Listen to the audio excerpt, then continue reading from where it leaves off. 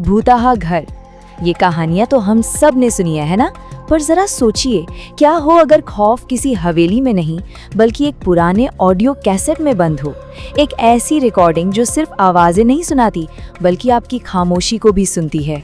सोचिए जरा इस बात को, एक रिकॉर्डिंग जिसे कोई सुन रहा है वो पलटकर उसे ही सुनने लगे, हर एक सांस, हर एक हरकत को कैद करने लगे।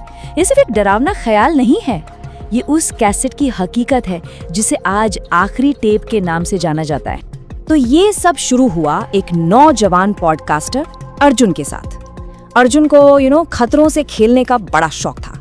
उसका नया मिशन था दिल्ली की बदनाम कोठी नंबर 13, जहां से 20 साल पहले एक पूरा का पूरा परिवार रातों रात गायब हो गया था। अर्जुन को लगा उससे अपने शो के लिए एक जबरदस्त सनसनीखेज कहानी मिल जाएगी।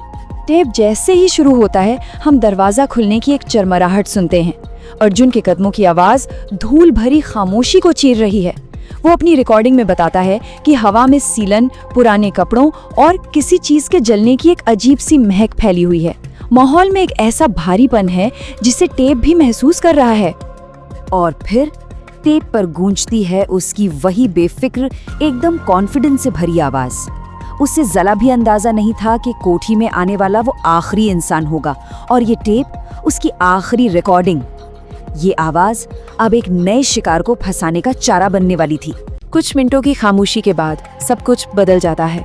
अर्जुन की छानबीन के बीच रिकॉर्डर एक ऐसी आवाज पकड़ता है जो वहां हो ही नहीं सकती थी।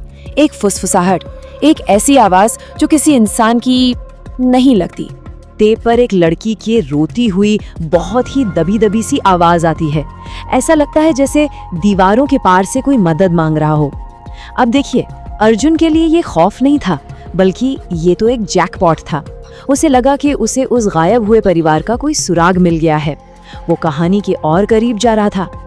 आवाज उसे बेसमेंट की तरफ बुलाती है, लेकिन अगले ही पल वो कांपते हुए कहती है, अंदर मत आना, टेप बंद कर दो।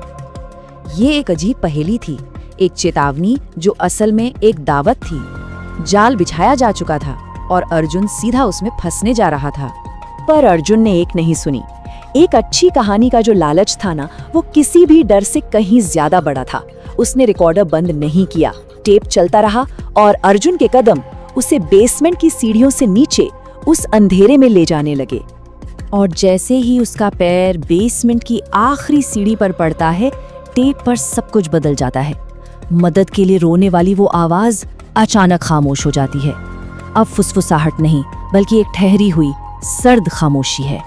और फिर वही आवाज दोबारा आती है, लेकिन इस बार वो रो नहीं रही थी।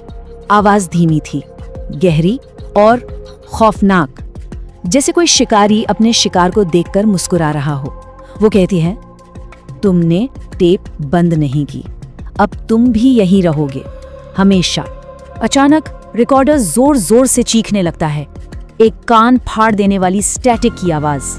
ये कोई खराबी नहीं थी, ये टेप था जो अर्जुन की हकीकत को अपने अंदर खींच रहा था। टेप अब सिर्फ रिकॉर्ड नहीं कर रहा था, वो कुछ निगल रहा था। स्टैटिक बंद होता है और फिर टेप से अर्जुन की अपनी आवाज आती है, लेकिन ये वो अर्जुन नहीं था जो अंदर गया था। आवाज टूटी हुई है, खिंची हुई, एकदम गैर इंसानी। वो कह रहा है, मैं अंदर आ गया, अब मैं भी यहीं हूँ, टेप कभी बंद मत करना। ये अर्जुन के आखिरी शब्द नहीं थे, ये टेप के पहले शब्द थे अर्जुन की आवाज में।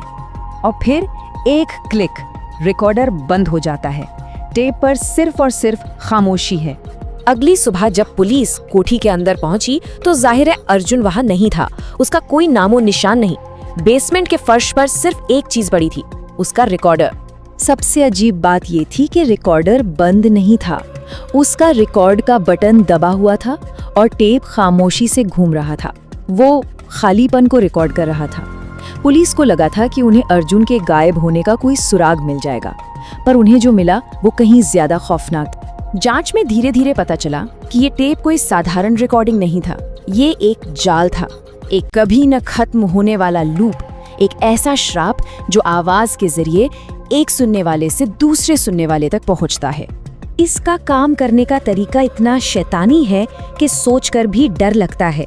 जब पुलिस ने टेप को प्ले किया तो उन्हें एक नई रिकॉर्डिंग सुनाई दी।